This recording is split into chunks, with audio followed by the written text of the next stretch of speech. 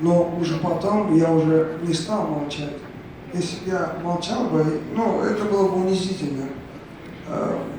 Я решил ответить, причем ответил достойнее, чем он даже. Я так считаю.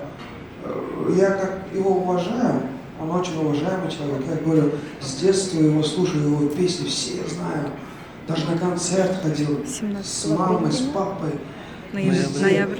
И, ну, вы, наверное, каждый представляет, слышит свой адрес от такого великого человека.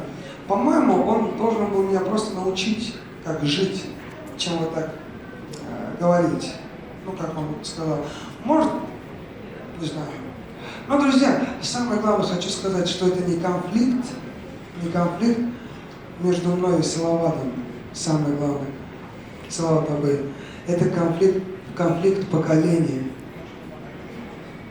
Это конфликт поколений. Просто человек, уважаемый человек, не мог принять вот такое молодежное направление. Возможно, он подумал, что в эстраде должно быть 50 Кобзонов, 50 Кадышевых и 50, ну, образно говоря, Золотое кольцо. А молодежи не должно быть на эстраде.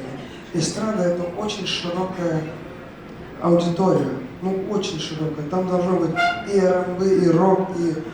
Ну, то, что у меня голоса нету, согласен. Я не вокалист. Я просто исполнитель. То, что у меня с души идет, я пою. Я не хочу занять место, там, голос Татарстана. Я даже не претендую. Это место, вот, Фирюз Кагирова, Салават Абэй, Ришат Тухватуллин. Ну, у кого реально голоса такие. Я даже не претендую, у меня совершенно другое направление в эстраде, в шоу-бизнесе. И еще раз хочу сказать, это конфликт поколений.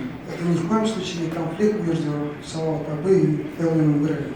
Я также его уважаю, также буду слушать песни, но для меня это очень большой урок по жизни.